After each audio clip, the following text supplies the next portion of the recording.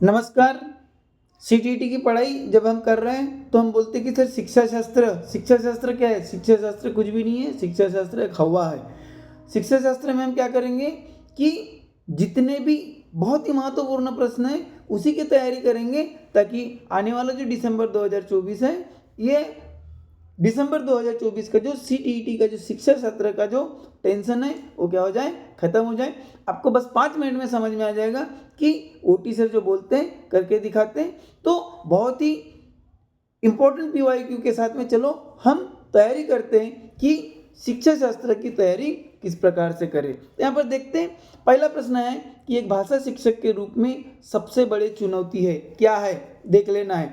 ये जो प्रश्न है हमने 2011 से लेकर 2023 तक जितने अलग अलग प्रश्न आएंगे बहुत ही महत्वपूर्ण प्रश्नों के साथ जा रहे हैं। तो एक भाषा शिक्षक के रूप में सबसे बड़ी चुनौती क्या है? हम भी भाषा शिक्षक बन गए, हाँ दीदी आप भी बन गए, हाँ भाई आप भी बन गए, चलो ठीक है। कब बनेगा रे भाई? जब सीटीईटी क्लियर करेगा तो मान लेते हैं, मगर मानने में क्या है, बनना ही बनना है। तो एक भाषा शिक्षक के रूप में सबसे बड़ी चुनौती क्या है कि बहुभाषिक कक्षा के शिक्षण के लिए उचित रणनीतियाँ तय करना। ठीक है जी, यहाँ तो ठीक है। बच्चों को भाषा सीखने के महत्व से परिचित कराना, ठीक है उतना भी, मगर ठीक है, चलो ठीक है। बच्चों की भाषा को संचार साधनों के प्रभाव से मुक्त रखना, मुक्त तो हम रख ही नहीं सकते, ठीक है। उसके बाद में भाषा संसाधनों का अभाव है, ये तो बिल्कुल नहीं है। तो यहाँ पर ये बोला है कि एक भाषा शिक्षक के रूप में सबसे बड़ी चुनौती हमारे सामने क्या है, तो बहुभाषिक कक्षा के शिक्षण के लिए उचित रणनीतियाँ तय करना। क्योंकि हमारी कक्षा में जितने भी छात्र या छात्राएं होंगे, जितने भी स्टूडेंट होंगे, वो एक ही भाषा बोलने वाले नहीं होंगे, अलग अलग भाषा बोलने वाले होंगे, जिन्हें हम बहुभाषिक क्या बोलते हैं, छात्र छात्राएं या बहुभाषिक कक्षा बोलते हैं। और उनमें उचित रणनीतियाँ तय करना, ये हमारे लिए या शिक्षक के लिए एक सबसे बड़ी क्या हो सकती है, चुनौती हो सकती है। इसलिए ऑप्शन नंबर उनका सही जवाब होगा। दूसरा देखते हैं, एक बहुसांस्कृतिक बोला है। एक बहुसांस्कृतिक कक्षा में आप एक भाषा शिक्षक के रूप में किस बात को अधिक महत्व देंगे? ठीक है। तो 4 चीजें यहाँ पर दी है। बच्चों को भाषा प्रयोग के अधिक से अधिक अवसर देना, जी इसको तो हम महत्व दे सकते हैं। पाठ्य पुस्तक के प्रत्येक पाठ को भली भांति समझना, ठीक है, वो तो देंगे, मगर सबसे ज़्यादा महत्व किसको देंगे? तो पहले से दूसरा तो मुझे नहीं लग रहा है, तीसरा देख लेते हैं। बच्चों को व्याकरण सिखाना, ये तो बहुत दूर की बात है। उसके बाद में स्वयं शुद्ध भाषा प्रयोग करना, स्वयं शुद्ध भाषा का प्रयोग करना, ये भी ठीक है, मगर सबसे ज़्यादा है कि हम भाषा शुद्ध प्रयोग करें, इससे हमारे बच्चे भी शुद्ध भाषा प्रयोग करेंगे, जरूरी नहीं। इसलिए बच्चों को भाषा के प्रयोग के लिए अधिक से अधिक अवसर देना, यह काम क्या है, एक अध्यापक होने के नाते, एक मास्टरडा होने के नाते, गुरुजी होने के नाते हमारी जिम्मेवारी बनती है। हाँ जी, ठीक है। उसके बाद में अगला प्रश्न देख लेते हैं। अगला प्रश्न क्या बोल रहा है? हाँ ठीक है, अगला प्रश्न, हाँ चलो ठीक है। अगला प्रश्न ये है कि एक बहुभाषिक कक्षा में आप किसे सबसे कम महत्व देंगे? अभी हमने देखे सबसे ज़्यादा, अभी पूछा है सबसे कम महत्व। देखिए अलग अलग क्या बोलेंगे कि परीक्षा की सीटीईटी की परीक्षा में आने वाले हम प्रश्न देख रहे हैं। 2012 में प्रश्न कूदा हुआ था कि एक बहुभाषिक कक्षा में आप किसे सबसे कम महत्व देते हैं? बहुभाषिक कक्षा किसको बोलते हैं?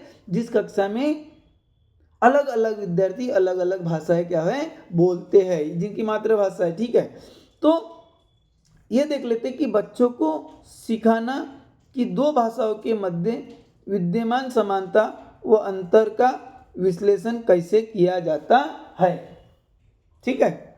यहाँ ये चलो ये भी ठीक है, कम महत्व देंगे इसको कि दो भाषाओं के मध्य विद्यमान समानता और अंतर का विश्लेषण किया जाता है। ये विश्लेषण वगैरह हम तो बताते नहीं है। विभिन्न प्रकार का बाल साहित्य, ये ठीक है। कक्षा में विभिन्न प्रकार की सामग्री से समृद्ध वातावरण, यहाँ पर भी ठीक है। कक्षा के बहुभाषिक और बहुसांस्कृतिक संदर्भ में प्रति संवेदनशीलता, ये भी ठीक है। तो सबसे कम महत्व क्या देंगे? विद्यमान समानताओं अंतर का विश्लेषण, ये हम करने के चक्कर में नहीं जाते, इसलिए ऑप्शन नंबर 1 इसका सही जवाब होगा। उसके बाद अगला प्रश्न देखते हैं। अब आगे वाला प्रश्न दिया है कि बहुभाषिक एवं बहुसांस्कृतिक कक्षा में, तो यहाँ पर देखिए बच्चों की मातृभाषा को समुचित सम्मान स्थान देते हुए मानक भाषा से भी परिचय कराना चाहिए, ये ठीक है। बच्चों को केवल मानक, केवल वाला तो काम नहीं चलता, सिर्फ केवल वाला काम नहीं चलता, इसलिए होगा नहीं। बच्चों की मातृभाषा का ही एक पर कभी डिपेंड नहीं लगता। बच्चों की मातृभाषा का प्रयोग वर्जित होना चाहिए। अब मातृभाषा का प्रयोग तो कभी वर्जित नहीं हो सकता, इसलिए ऑप्शन नंबर 1 उसका क्या होगा कि बहुभाषिक एवं बहुसांस्कृतिक कक्षा में हमें क्या करना चाहिए कि बच्चों की जो मातृभाषा को समुचित हम सम्मान देना चाहिए और स्थान देते हुए हमें जो मानक भाषा है उससे भी उसका क्या कराना चाहिए, परिचय कराना चाहिए, इंट्रोड्यूस कराना चाहिए। चला ठीक है। उसके बाद में अगला प्रश्न यहाँ पर ये बोला है कि घर की भाषा और विद्यालय में पढ़ाई जाने वाली भाषा कैसी हो सकती है? सदैव टकराहट से गुजरती है, सदैव समान होती है, समान हो सकती है, सदैव अलग होती है। अब यहाँ पर देखो सदैव सदैव सदैव, तो हर चीज़ सदैव नहीं होती। सदैव टकराहट ही होगा क्या? नहीं। सदैव समानच होगी क्या? अब यानी मान लेते हैं कि मेरे घर की भाषा मराठी है, मेरी स्कूल की भाषा हिंदी हो सकती है। मेरी घर की भाषा हिंदी है, मेरी स्कूल की भाषा मराठी हो सकती है। मेरी घर की भाषा मराठी है, मेरी स्कूल की भाषा इंग्लिश हो सकती है। तो सदैव समान भी नहीं हो सकती, सदैव अलग भी नहीं हो सकती, तो कभी कभार समान हो सकती है। इसलिए ऑप्शन नंबर 3 क्या होगा, इसका सही आंसर होगा। बस थोड़ा सा दिमाग लगाना है बापू। हमारी कक्षाओं में बच्चे भिन्न भिन्न भाषिक पृष्ठभूमि से आते, अतः क्या करना चाहिए? अतः क्या करना चाहिए देखते हैं। उनकी भाषाओं को भी कक्षा में सम्मान देना चाहिए, ये तो ठीक है। उनकी भाषाओं को सीखना सभी शिक्षार्थियों के लिए अनिवार्य है, ऐसा सभी के लिए तो अनिवार्य नहीं है। भाषा की पाठ्य पुस्तक में उनकी सभी भाषाओं के शब्द वाक्य होना जरूरी है, पूरे भाषाओं के शब्द नहीं हो सकते। उनकी सभी भाषाओं की जानकारी शिक्षक के लिए अनिवार्य है, ये भी जरूरी नहीं। तो सबसे ज़्यादा क्या है कि हमारी कक्षाओं में जो भिन्न भिन्न भाषिक पृष्ठभूमि से आते हैं उनका क्या करना है कि उनकी भाषाओं का हमें क्या करना है, सम्मान देना है। इसलिए ऑप्शन नंबर 1 इसका सही जवाब हो जाएगा। अब अगला प्रश्न देखते हैं। बच्चे आरंभ से ही कैसे होते? एक भाषिक होते हैं, द्विभाषिक होते हैं, बहुभाषिक होते हैं या भाषा में कमजोर होते हैं? अब यहाँ पर भाषा में कमजोर होते हैं तो होगा ही नहीं, क्योंकि बच्चा भाषा कहाँ पर सीखता है? शुरुआत से ही सीखता है। तो वह एक भाषी यानी एक ही भाषा बोल सकता है क्या? दो ही भाषा बोल सकता है क्या? या दो से ज़्यादा? तो बच्चा जो है वह घर में कुछ अलग बोलता है, अपने आस पड़ोस में अलग बोलता है, अपने दोस्तों के साथ अलग बोलता है, इसलिए बहुभाषिक होते हैं। जो बच्चे होते हैं प्रारंभिक से ही बहुभाषिक होते हैं, इसलिए ऑप्शन नंबर 3 इसका सही जवाब आएगा। उसके बाद प्राथमिक स्तर पर बच्चों की घर की भाषा को अपनी कक्षा में स्थान देना आवश्यक है। क्यों? क्योंकि घर की भाषा सरल होता है, बच्चे ने अभी पूर्णतः सीखा नहीं है, बच्चे की भाषा ही पूंजी है ना? बच्चे की भाषा ही पूंजी है और मानव स्वरूप के लिए होती है। अब बताइए यहाँ पर आपको ऐसा क्या लगता है? तो जो भाषा होती है ये बच्चों की क्या होती है? क्या होती है? पूंजी होती है। इसलिए बच्चों के घर की भाषाओं को भी क्या करना चाहिए? कक्षाई भाषा में उसको स्थान देना चाहिए, इसलिए बच्चों की भाषा ही पूंजी है। ऑप्शन नंबर 3 इसका सही जवाब होगा। उसके बाद में भाषा शिक्षण को रिक्त स्थान के संदर्भ में रखकर देखने की आवश्यकता है। किसके संदर्भ में? आर्थिक संदर्भ में, सांस्कृतिक संदर्भ में, नैतिक संदर्भ में या बहुभाषी संदर्भ में? तो भाषा शिक्षण को हम क्या करेंगे? बहुभाषी। अभी तक हमने जो भी रामायण महाभारत पढ़ा है यानी जो भी समझा है उसका तो यही है कि भाषा शिक्षण को हम क्या करते हैं कि बहुभाषी संदर्भ में रखकर देखने की आवश्यकता है। उसके बाद अगला प्रश्न देखते हैं। चलो ठीक है, एक ही प्रश्न देखते हैं। दूसरी कक्षा में पढ़ने वाला रोहित हिंदी की कक्षा में अपनी मातृभाषा में बात करता है, तो आप क्या करेंगे? है ना, दूसरी कक्षा में एक रोहित नाम का बच्चा है, ठीक है ना, और वह हिंदी की जब कक्षा चालू रहता है तब वह अपनी मातृभाषा में बात करता है, तो आप क्या करेंगे? बताइए आप क्या करेंगे? अध्यापक बन गए तो उसकी भाषा को समझने की कोशिश करेंगे, ठीक है, ये तो कर सकते हैं। बाकी बच्चों से उसकी भाषा सीखने के लिए कहेंगे, बाकी बच्चों से क्यों कहेंगे? ये तो नहीं होगा। उसे डांटेंगे कि वह कक्षा में मातृभाषा का प्रयोग न करे, बच्चों को डांटना तो पाप है, ठीक है।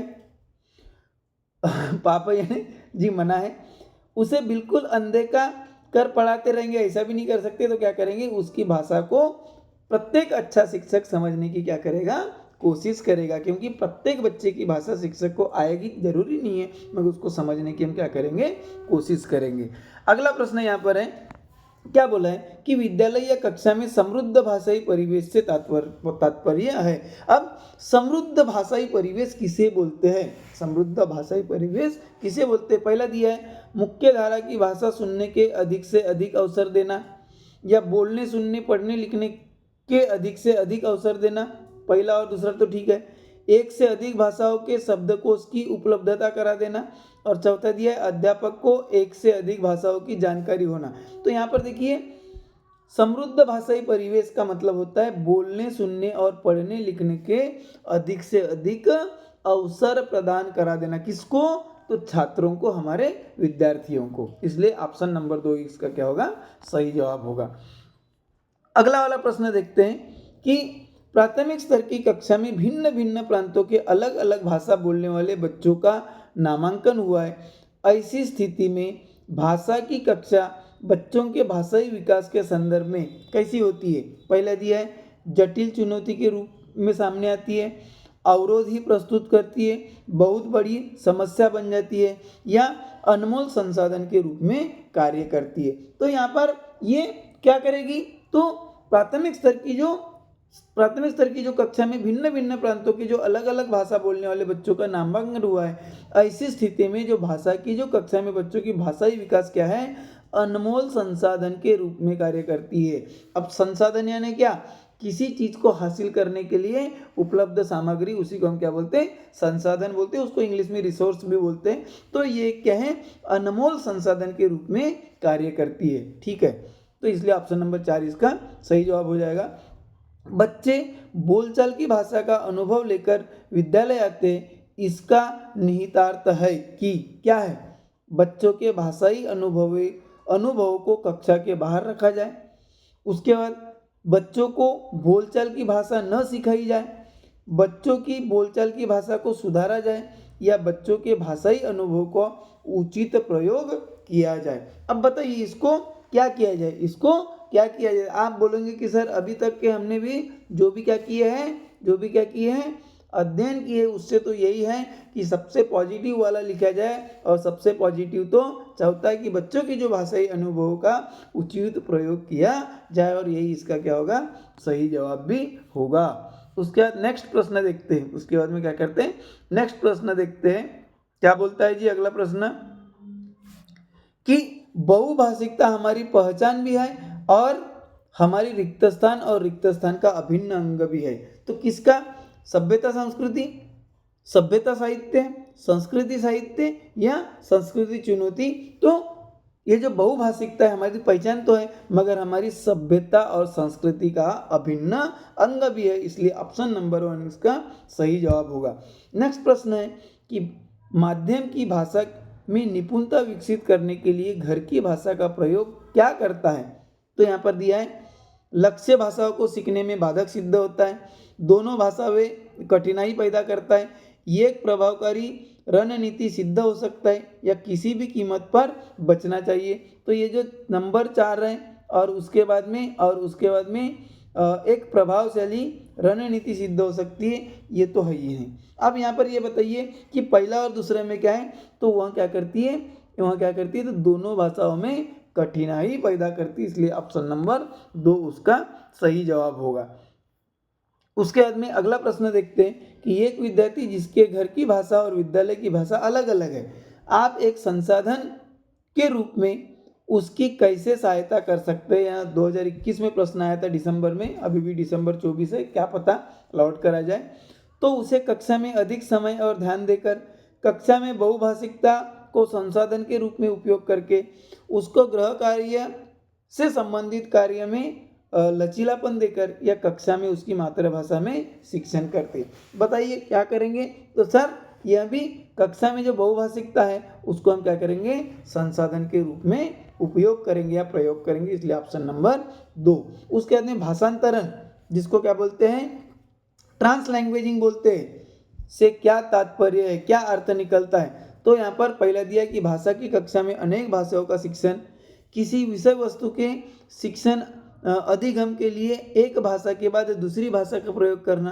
तीसरा बोला है कि कक्षा में शिक्षा अधिगम और बोलने के लिए अनेक भाषाओं का उपयोग करना। और चौथा बोला है कि सभी विषय वस्तुओं और साथ ही साथ में भाषाओं को एक ही भाषा में पढ़ाना। तो यहाँ पर क्या होगा, तो सर सभी विषय वस्तुओं और साथ ही साथ भाषाओं को एक ही साथ में पढ़ाना। अब आप बोलोगे सर पहला क्यों नहीं है, दूसरा क्यों नहीं है, तीसरा क्यों नहीं है।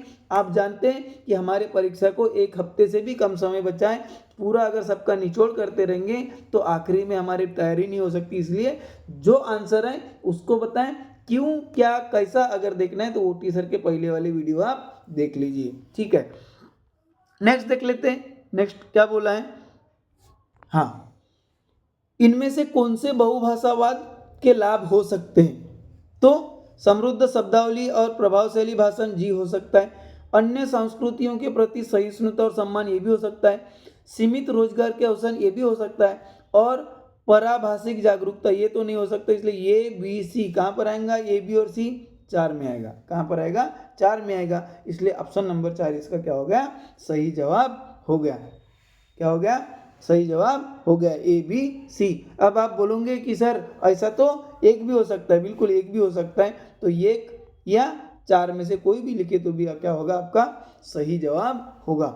उसके बाद में कक्षा में अध्यापक की भाषा सही उदाहरण की पहचान कीजिए। तब यहाँ पर बोलते हैं कि तब बहुत से मिलकर बातचीत कर रहे थे, खुशनुमा कक्षा। ये तो इसी हम मतलब ही नहीं समझता। समूह एक के द्वारा समर्थित विचार दिमाग उड़ा देने वाला है, ये भी ठीक है। बोलना बंद करो नहीं तो बाद में तुम पछताओगे, तुम्हारे लिए बोलना अच्छा नहीं है। जी बिल्कुल ऐसा नहीं बोल सकते। कृपया समूह में बैठिए और यह जो चित्र आपको दिया गया है इस पर एक अनुच्छेद लिखिए। ऐसा भी नहीं कर सकता क्योंकि भाषा के सही उदाहरण है।